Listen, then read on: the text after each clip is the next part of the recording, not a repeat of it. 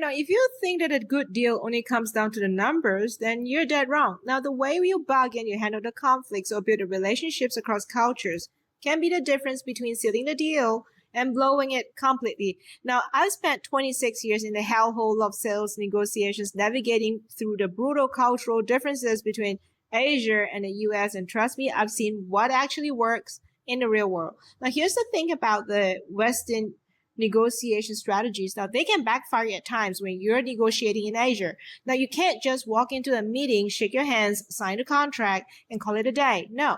Now, in Asia, it's all about relationships first. Now, you might end up spending weeks or maybe even months building the trust just before you get anywhere near the deal. Yeah. Now, let's talk about bargaining. Now, it is an art form. In places like Thailand or even Indonesia, it's never just about the numbers. Now, you can't expect a direct yes or no. Instead, you get things like, or even phrases like, let's think about it, or it's under consideration, which might actually means no. Now, you'll never hear it said out to you bluntly. And why is that? Well, it's all about saving face. Now, they don't want to embarrass you or themselves. So how do we deal with this? Well, we want to learn to bargain indirectly, framing our counteroffers as suggestions and not hard demands, and leaving room for adjustments. Now, by doing so, keep practicing it, and over time, you realize that you're psychic. Trust me on this one.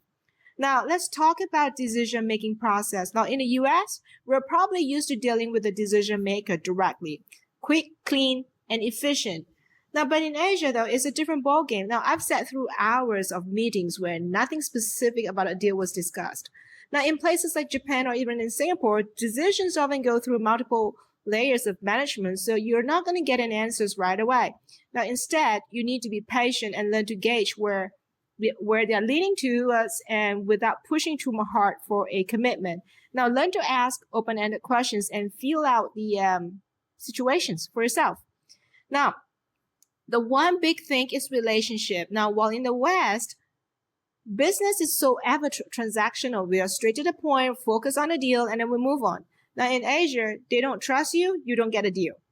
You could spend hours over dinner or tea talking about everything under the sky but business. And that's what happens. And trust me, I've been there. I've sat through a dinner table wondering when we're going to get the deal, and only to realize that building the rapport was the real agenda. So if you want to close a deal, then be ready to invest a lot of time in building that long-term relationships.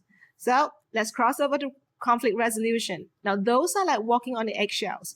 Now, in the US, if something isn't working, we call it out, move on, not a big deal. But in Asia, though, especially in places like Thailand, direct confrontation can be a disaster. Now, I've seen deals fall apart just because one side felt embarrassed. Now, you've got to handle the conflict with kid gloves right here. Now, avoid calling out directly and use a softer language, offer suggestions, alternatives, anything to keep the conversations flowing and save the face.